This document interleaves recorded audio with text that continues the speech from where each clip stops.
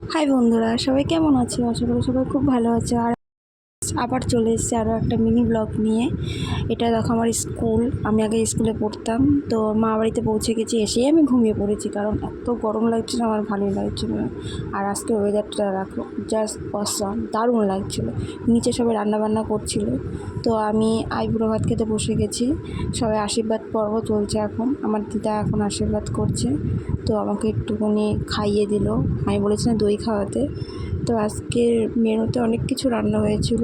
ভাত, পোলাও, 5 রকমের ভাজা, ভেজ ডাল, তারপরে মাছ, মাংস, চাটনি, পাঁপড়, সিমই। আমি বলেছিলাম সিমই রান্না করতে, পায়েস রান্না করতে বারণ করেছিলেন, তো আমাকে একটা গিফটই দিয়েছে। দেখো কত কিছু রান্না হয়েছে। রান্নাগুলো সব কটা খুব সুন্দর হয়েছে, তো আমি খেতে বসে গেছি।